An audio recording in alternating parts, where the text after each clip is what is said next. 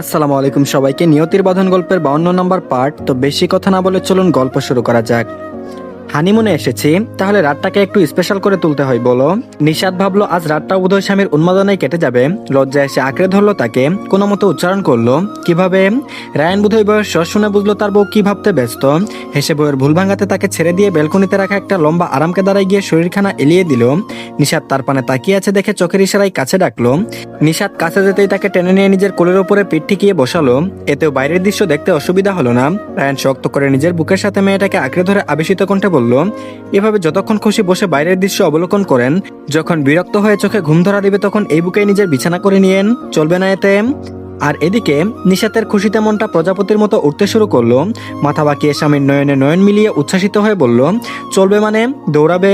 বলেই এক টুকরো হাসলো।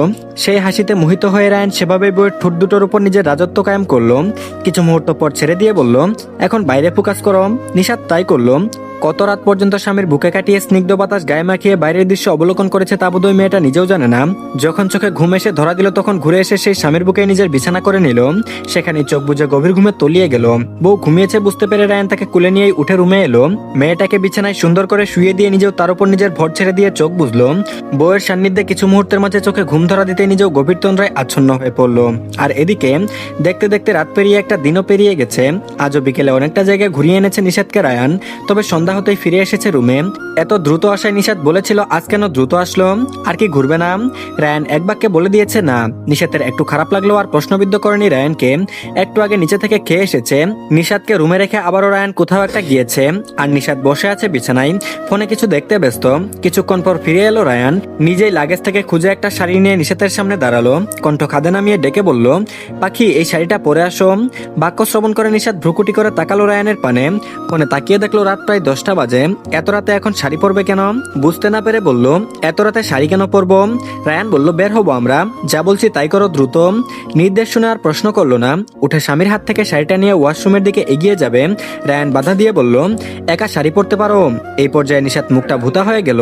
মুখ ভূতা করে মাথা দুপাশে নাড়িয়ে না বুঝালো। নিষাদকে অমন মুখ বানাতে দেখে কাছে এগিয়ে পুনরায় শাড়িটি নিজের হাতে নিয়ে বলল, যাও পেটিকুট আর ব্লাউজ পরে আসো, আজ তোমার স্বামী তোমাকে সাহায্য করবে। খবরদার, যদি এতে লজ্জা পেয়েছো তো খবর খারাপ করে দিব। সবাই ঠিক আছে, কিন্তু শেষে এসে এমন ধমকি কেন দিতে হবে? লজ্জাটাও ঠিক মতো দিতে দেয় না খাটাস লোকটা। ভেবে মুখ ভেঙচিয়ে চলে গেল ওয়াশরুমে। পেটিকুট ব্লাউজ পরে শরীরে একটা ওনা জড়িয়ে বাইরে এলো। স্বামী লজ্জা পেতে বারণ করলেও লজ্জায় চোখ নামিয়ে রাখলো। সামনে এসে দাঁড়াতে রায়ান নিজের হাতে শরীরে জড়ানো ওড়নাটা সরিয়ে দিয়ে শাড়ি গুজে দিল কোমরে। স্বামীর হাতের স্পর্শ পেয়ে থেকে থেকে কেঁপে উঠল নিষাদ। বউয়ের উন্মুক্ত কোমর দেখে রায়ান গলা শুকিয়ে এলো। পুরুষ মন যেন প্রলুব্ধ হলো। অনেক কষ্টে নিজেকে সামলিয়ে মেয়েটাকে না জ্বালিয়ে শাড়িটা পরিয়ে দিল। সে নিজেও অতটা পারদর্শী নয়, তাই একটু সময় লাগলো বটে।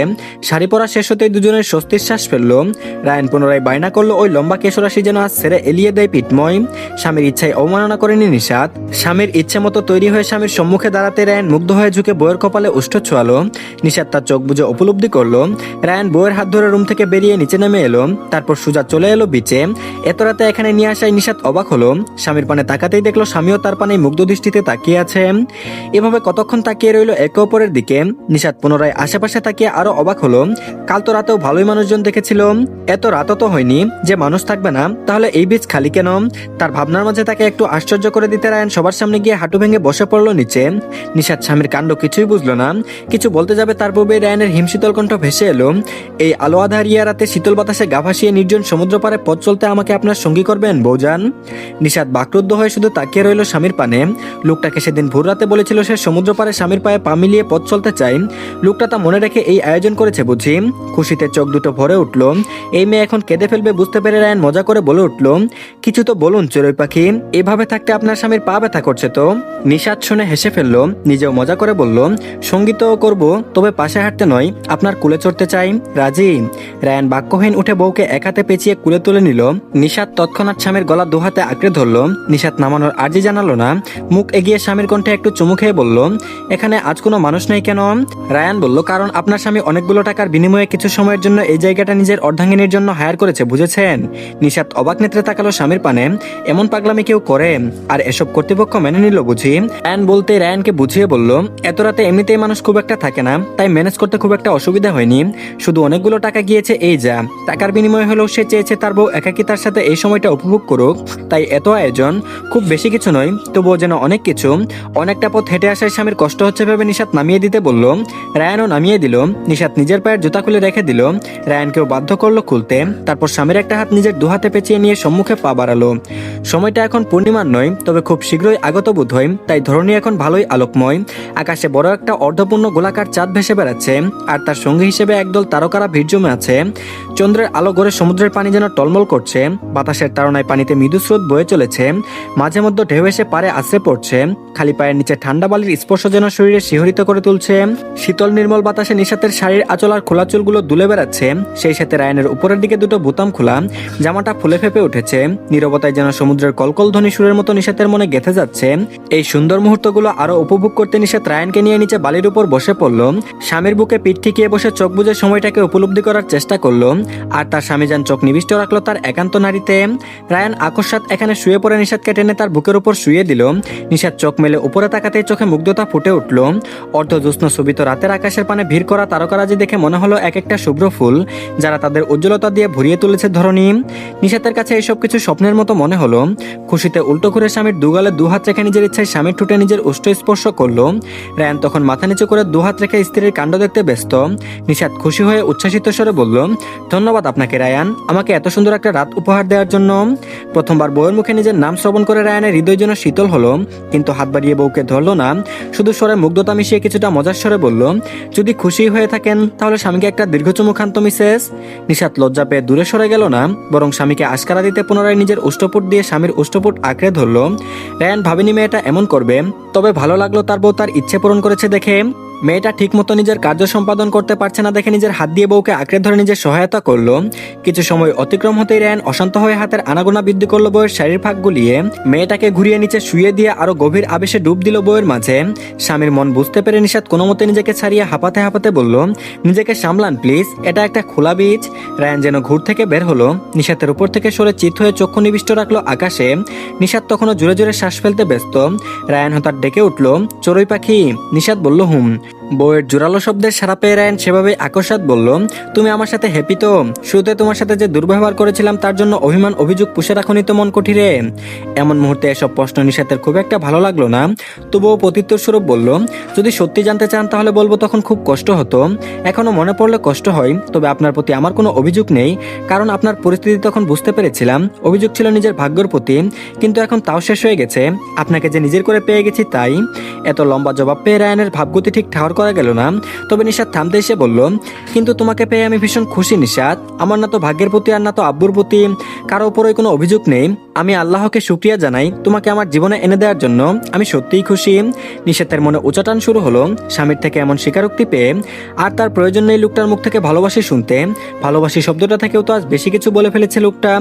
পানিতে পরিপূর্ণ আঁখি দুটো থেকে পানি ঝরতে দিল না। সন্তপর্ণে নিজের মাথা ঠেকালো স্বামীর বুকে। স্বামীর তীব্র বেগে ছুটে চলা হৃদস্পন্দনের শব্দ শুনতে পেল। শুধু জানতে চাইলো, আমার মতো কালো মেয়েকে পেয়ে আপনার খারাপ লাগে না? রায়ান বলল, আল্লাহর কাছে আরজি জানাই যদি পুনরায় আমার জন্ম হয় তাহলে এই কালো মেয়েটাকেই যেন আমার জীবনসঙ্গী রূপে পাঠাই। নিশাত আর একটা বাক্য আওড়ালো না। সে তার জবাব পেয়ে গেছে। শুধু চোখ বেয়ে এক ফোঁটা অশ্রু গড়িয়ে পড়ল। অনেকটা সময় পর রায়ান পুনরায় ডেকে উঠল, পাখি। নিশাত বলল, হুম। রায়ান বলল, চলুন এখন ফিরে যাই। আপনার স্বামীর এখন আপনাকে বড্ড প্রয়োজন। ওই স্বরের সাথে মিশে থাকা তাকে একান্ত করে পাওয়ার আকাঙ্ক্ষা ঠিক বুঝতে সক্ষম হলো নিশাত। স্বামীর বুক থেকে উঠে দাঁড়ালো, ছোট করে উচ্চারণ করলো, চলুন যাওয়া যাক। রায়ানও উঠে পড়ল। পরনের পোশাকটা ঝেড়ে বউকে নিয়ে হাঁটতে শুরু করলো। কিছু দূর আসার পর নিশাত থেমে গিয়ে বাচ্চাদের মতো মুখ উল্টে বলল, আমার পা ব্যথা করছে ডাক্তার। রায়ান আলতো হেসে বউকে কুলে তুলতে যাবে নিশাত বাধা প্রদান করলো। রায়ান ভ্রুকুচকে প্রশ্নাত্মক চাহনি নিক্ষেপ করতে নিশাত মুচকি হেসে বলে উঠল, আপনার কাঁধে চড়তে চাই আমি। রায়ান তাই মেনে নিল। নিশাত পিছ থেকে স্বামীর গলা জড়িয়ে ধরে নিজের দুপা দিয়ে তার কোমর পেঁচিয়ে ধরলো। রায়ান তার হাত বাড়িয়ে যতটুকু পারলো পেছন দিয়ে বউকে আগলে রাখার চেষ্টা করলো। সম্মুখে অগ্রসর হতে হতে ঠোঁট বাঁকিয়ে বলল, এভাবে কেউ দেখলে তো বাচ্চা বলবে তোমাকে হানি। নিশাত গর্বের সহিত শব্দ করে হেসে বলল, আমি তো বাচ্চাই, আপনার মতো বুড়ো নাকি? বুড়ো কথাটা শুনে রায়ান স্বরটাকে একটু গভীর করে বলল, তোমার স্বামী বুড়ো না টকবগে যুবক তা আজ রাতেই বুঝে যাবে শোনা, আমাকে মুখে বলে দিতে হবে না। প্রত্যুত্তরে নিশাত শুধু লাজুক হাসলো। তারা তখন মজা খুনসুটির মাঝে অনেকটা কাছাকাছি চলে এলো। তখন তাদের পা স্থির করে দিয়ে একটা পুরুষালী বিশ্রী বাক্য ভেসে এলো, এই যে মামুনি, এভাবে আমার কাঁধেও একটু চলো না, দেখবে আরো বেশি মজা পাবে।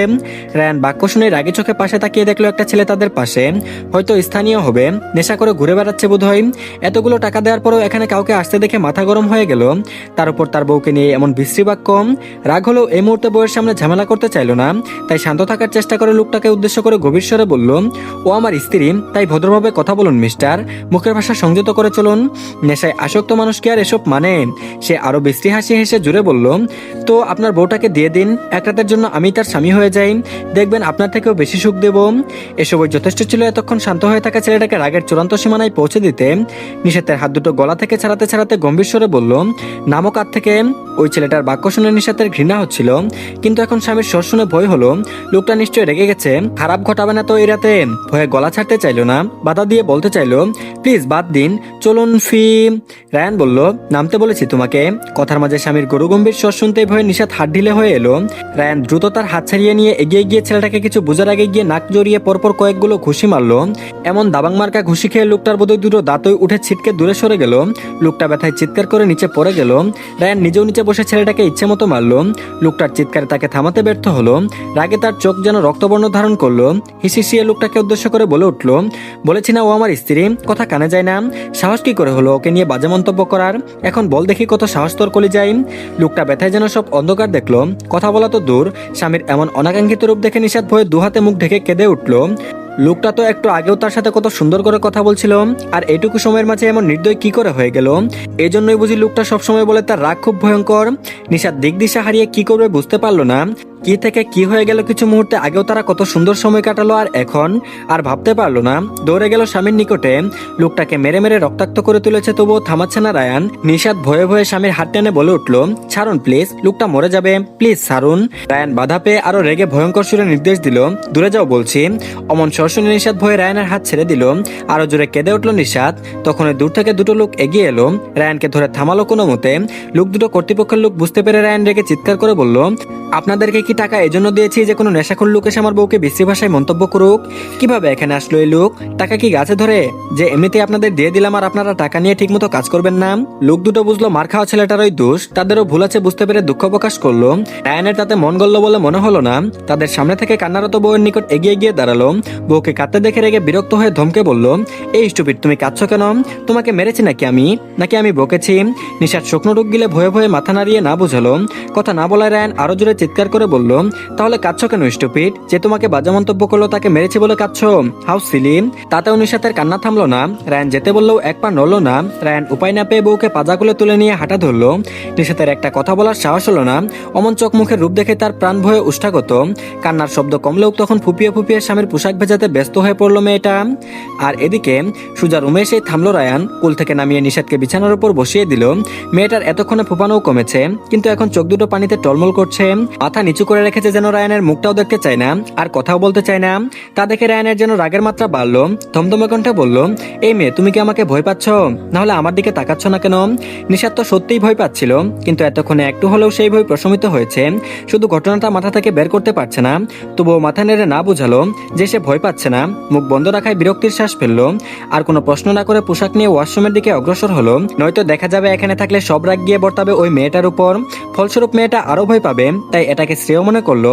রায়ানকে যেতে দেখে নিশাতের পুনরায় চোখ ভরে উঠল। লোকটা তখন কি সুন্দর করে কথা বলছিল, আর এখন সে আগের মতো ধমক দিয়ে কথা বলছে। প্রায় আধ ঘন্টা শেষে ওয়াশরুম থেকে বেরিয়ে এলো রায়ান। শীতল পানির স্পর্শ পেয়ে রাগ যেন অনেকটা প্রশমিত হয়েছে। মাথা পুষতে পুষতে বের হতেই দেখলো তার বউ এখনো সেভাবে বসে আছে যেভাবে সে রেখে গিয়েছিল। রায়ানের এতক্ষণ যেন খেয়াল হলো বউয়ের সামনে তখন প্রচন্ড নির্দয় রূপ দেখিয়েছিল। মেয়েটা তো কখনো এতটা রাগের সম্মুখীন হয়নি। ওই নরম মনের মেয়েটার সামনে এই লোকটাকে মেরে রক্তাক্ত করে দিয়েছিল, এটাও বোধহয় মানতে পারেনি। রায়ান হতাশার শ্বাস ফেললো। আর যে রাগ হলে মাথা ঠিক থাকে না, তখন বউ সম্পর্কে অমন একটা বাক্য কিছুতেই মেনে নিতে পারেনি, তাই তো এত ক্রোধান্বিত হয়েছিল সে। টাওয়ালটা একপাশে ছুঁড়ে ফেলে রেখে বউয়ের সামনে গিয়ে বসলো। মুখের ওপর নিজের শীতল হাত ছুঁয়ে দিয়ে বলল, সরি পাখি, তখন ভীষণ রেগে গিয়েছিলাম, ভয় পেয়েছো? শান্ত স্বরে বাক্যগুলো আওড়ালেও তাতে শীতলতা অনুভব করতে পারলো না না নিশাত। লোকটার মাঝে আবারও সেই গম্ভীরতা নিশাতের পছন্দ হলো না। কোনো মতো উচ্চারণ করলো, না। বউয়ের এমন নির্লিপ্ততা পছন্দ হলো না রায়ানের। এভাবে বউকে মানানো যাবে না বুঝলো। সামনে থেকে উঠে গম্ভীর স্বরে নির্দেশ দিল, আগে যাও ফ্রেশ হয়ে এসো, আমি কিছু খাবার নিয়ে আসছি। এসে যেন দেখি ফ্রেশ হয়ে এসে বসেছো এখানে। বলেই আর দাঁড়ালো না, বেরিয়ে গেল রুম থেকে। নিশাত সেই যাওয়ার পানে তাকালো। এতক্ষণে গিয়ে সেই লোকটার প্রতি রাগ হলো।